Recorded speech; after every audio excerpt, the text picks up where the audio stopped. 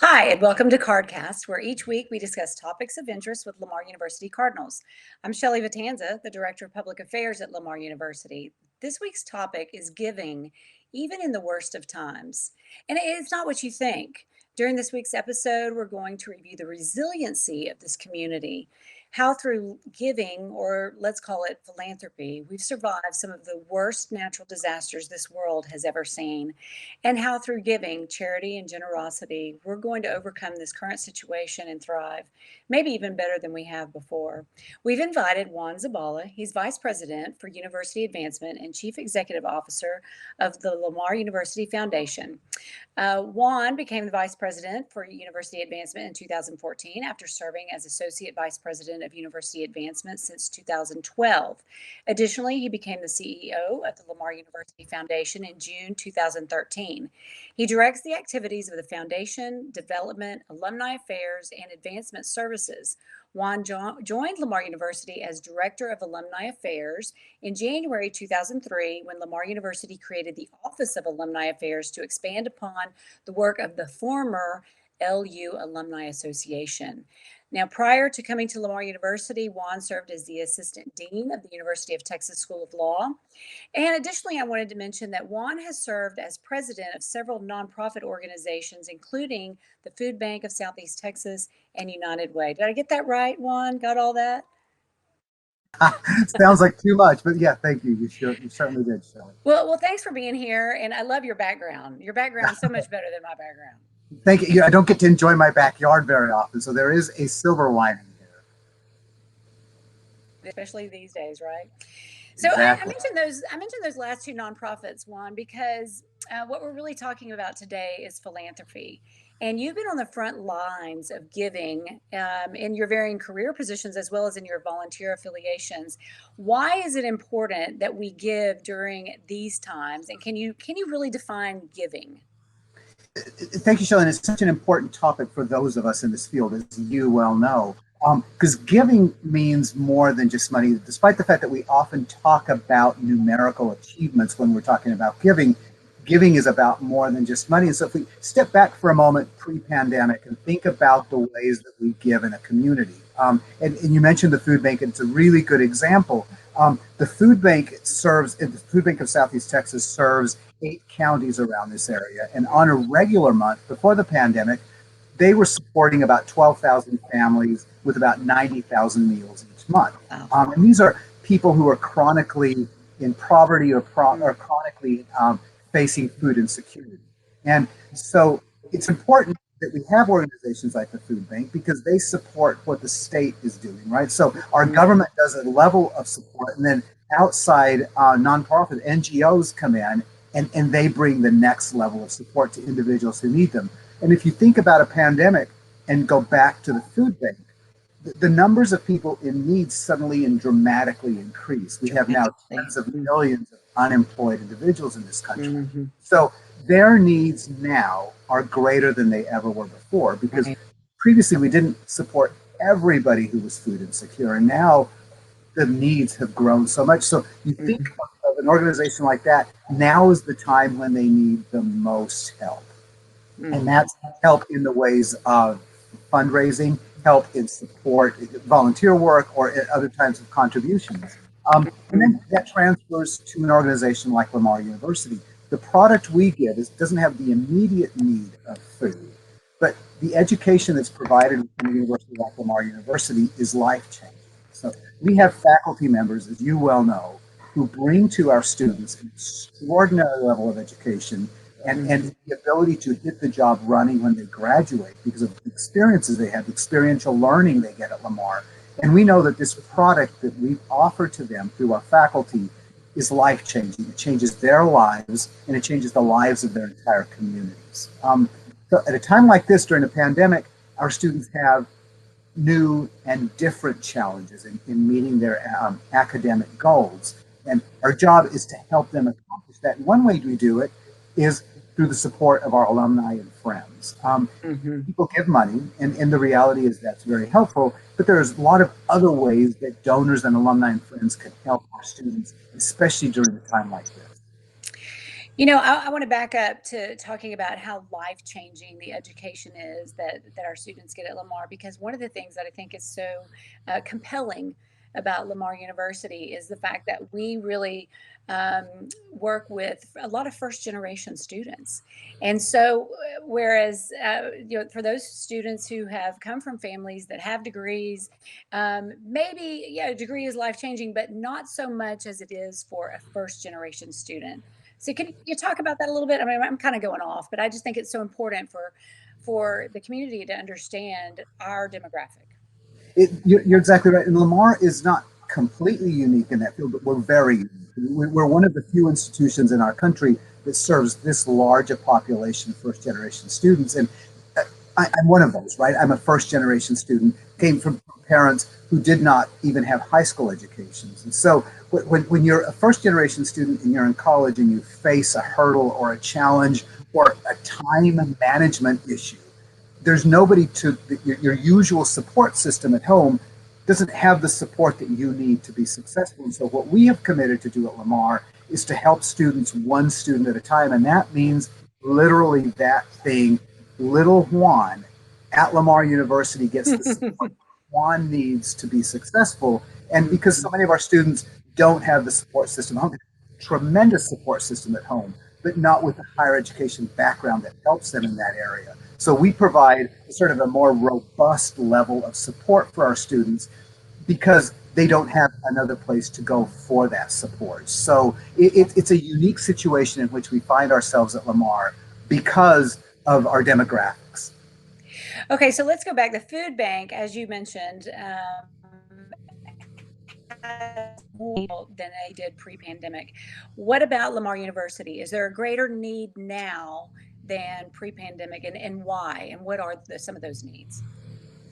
There is in fact a greater need now, and Lamar University has an edge over all other higher education institutions in this entire country and probably in the entire world because we were the leaders of developing education in place, right? We came up with the concept of this person is not proximate to us, is not on our campus, and they still deserve this educational product that we have to bring. So we developed the mechanism to take that educational product to them, educating in place. You can call it digital education or online education, but we know we have this extraordinary product, this faculty, the amazing faculty who deliver this educational product, and we're really good at delivering it face to face and in a classroom.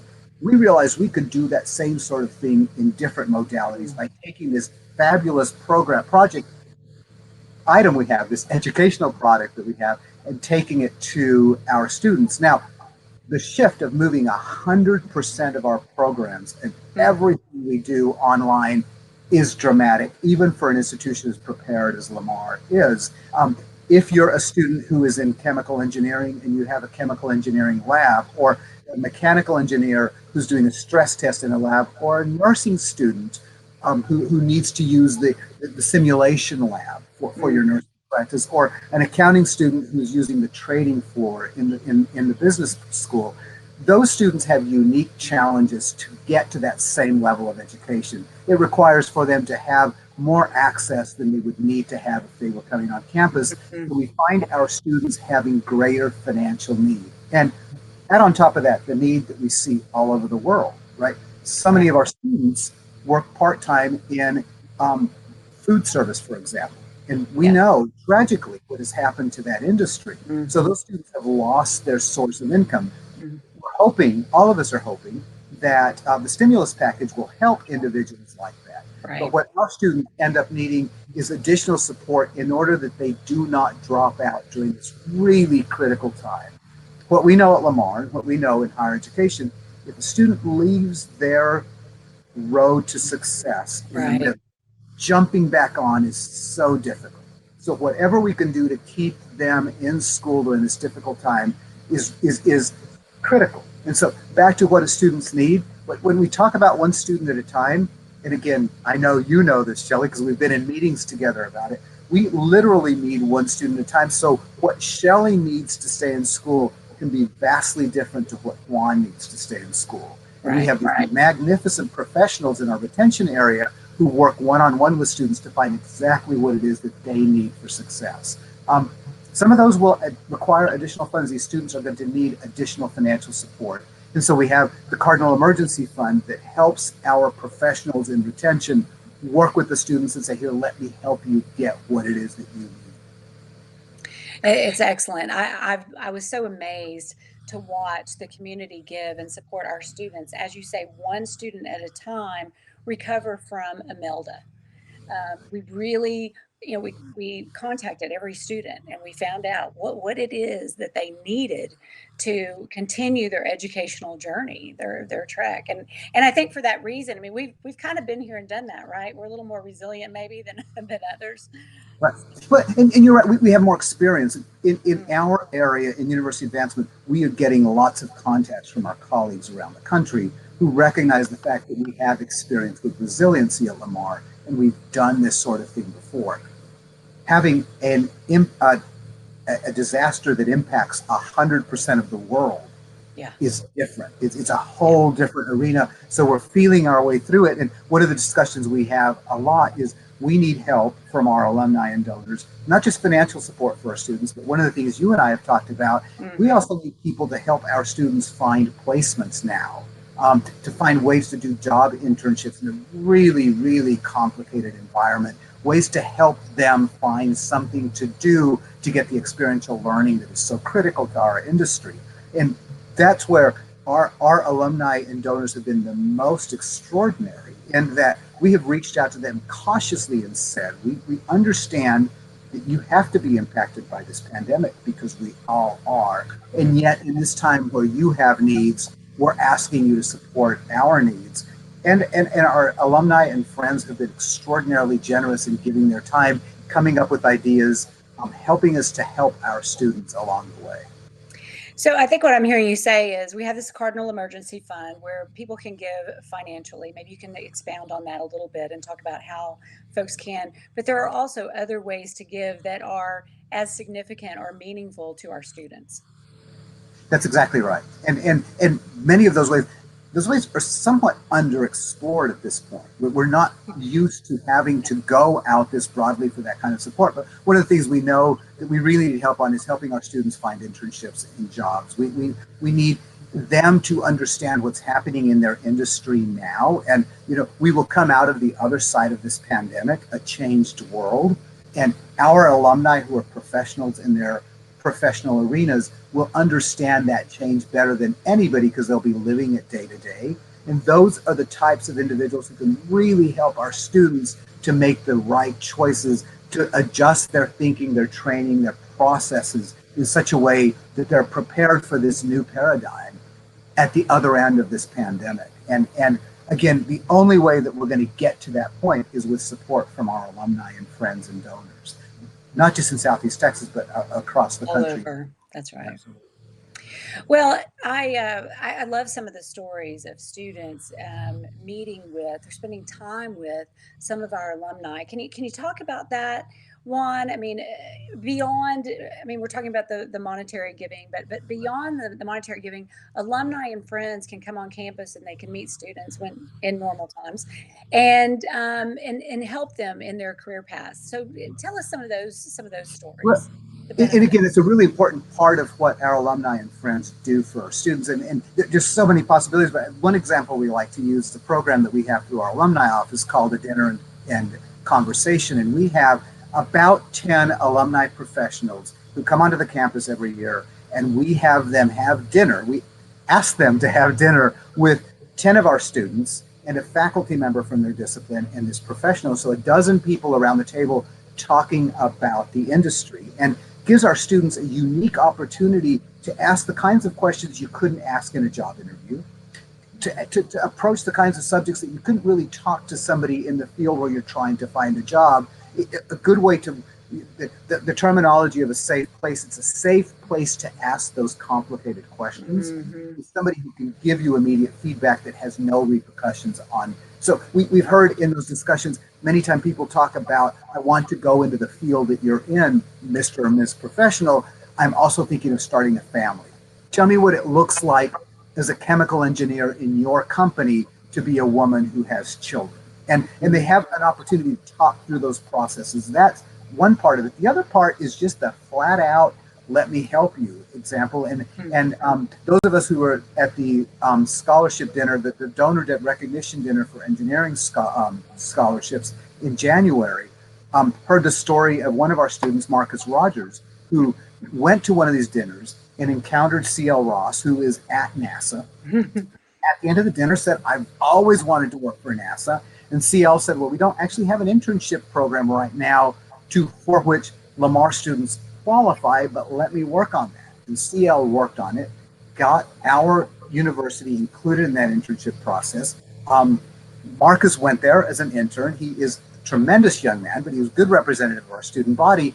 He worked there at 2 internships and now has a placement there for a permanent job. And it happened because one of our graduates, CL, was willing to spend the time with our students. And it just seems so intuitive to those of us in the professional world. We know what we're doing, and it seems so obvious. And then you encounter a student who's trying to build a career, and you realize you have so much to offer. And so CL and Marcus are sort of our poster children for the way that works best. But that happens constantly. Yeah. We have professionals. Dr. Oz is a really good example. Dr. Oz Kakowicz helps our pre-professional and pre-med students a lot in their last year. He does a lot of volunteer work with us. And what Oz does, what Mike does, is he will sit down with students who are about to go for medical school interviews and talk about the things that professionals can. It gives them really interesting advice on how it is that you do your best job interviewing to be admitted into medical school. Something you and I would not know to give that student. Well, I mean, that's invaluable to get that information is just, I mean, you can't put a dollar sign on that, you know. So Juan, what is Lamar doing right now to support the students through this pandemic? And is there anything the community can do right now today? Well, and again, my job, as you know, you used my title at the beginning, is to raise funds for Lamar University. Yes. I will be perfectly honest. The Cardinal Emergency Fund, and you can go to lamar.edu and click right on the front page to give to that, is our most immediate way to help students. And again, we recognize that this pandemic is impacting 100% of us. All of us are impacted by it.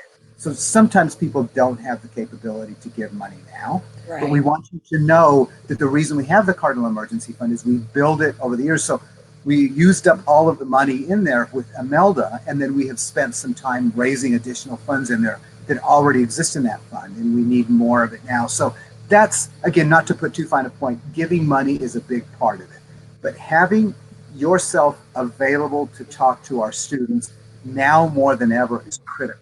And we have students who are starting to think nobody can tell with any certainty what's going to happen in any individual profession. Nobody knows, but people in that profession know right now what it looks like and the kinds of things that employers are looking for and what the profession is feels like and where we're headed. And so people, our alumni and friends who are willing to talk to our students, first of all, to sort of help them gauge their way along the way. The other part is we're all scared, right? This pandemic has all of us sort of on edge. And imagine being a 19-year-old with your entire life ahead of you. And how are you going to do the next step forward and have a professional who says, let me tell you what it looks like right now and what I'm thinking and what I'm seeing and what I'm predicting for the future. That kind of discussion, none of us can have with that student. And a 19-year-old student, you can be a 42-year-old student and still have that same level of trepidation. Absolutely. So that's what our alumni and friends can do for our students. And for our prospective students, to be perfectly honest, we now is a really good time to be talking to individuals to say what we've learned in this pandemic is there are some jobs that go away more rapidly than do others. And sometimes the value of a 4-year degree is that it gives you a career more than just a job. And let me explain what that means. And so alumni and professionals in their areas are the best place to help us take that message. So I have to tell you, Shelley, there is almost an unlimited amount of support that we need financially and in time and intelligence in dealing with our students. So anybody who has an interest in that, we have a huge need for our students, and we owe the next generation of Southeast Texans and beyond the kind of support that they need to get through this moment and make our entire country, our entire world stronger and better to face this type of thing in the future. Absolutely. Absolutely. No doubt. No doubt.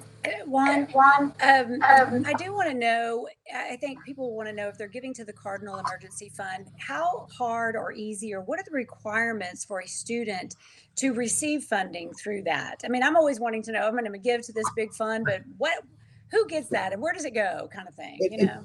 Thank you for asking that question. Again, it seems so intuitive to me, but Right. there is an entire process. Our professionals in scholarships, financial aid, and retention are about making the student successful, one student at a time. So if a student contacts one of our professionals and say, here are the problems that I'm facing, Right. that professional will help them overcome those hurdles one at a time. And so a really good example, and again, it was with Imelda and then Harvey. Before that, people would say, all of my books flooded. Yeah. And I need to buy new books. And the professionals will say, well, do you? Maybe we can help you replace that book in a different way that won't cost you money. So that's one of the things they do. The other thing is our professionals are becoming really well versed in the stimulus, a really complicated $2 trillion package, but they Yes. understand the impact for students. And so they can give students some assurance of the types of support they'll get from the federal government.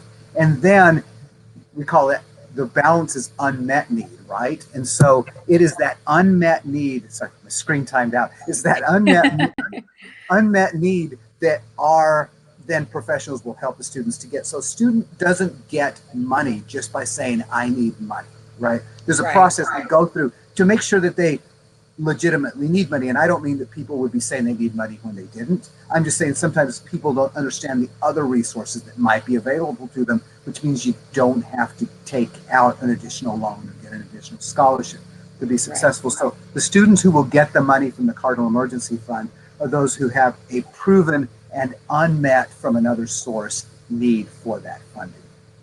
Got it. Got it. You know, it seems like a strange topic to talk about right now, giving, when we're all hurting, right? We're all in need of something. But maybe you could just sum it up, just wrap it up. How can our community in general support Lamar University right now? And thank you. Right now, I think the most important thing is that we maintain a community. What makes Lamar so extraordinary, and there's several of us on this campus who have worked for other institutions. And you mentioned my previous institution, a fairly large organization. And Fairly. this, yeah, fairly large, but Lamar University is much more unique in that we are so community driven, in that the faculty and students are their own community.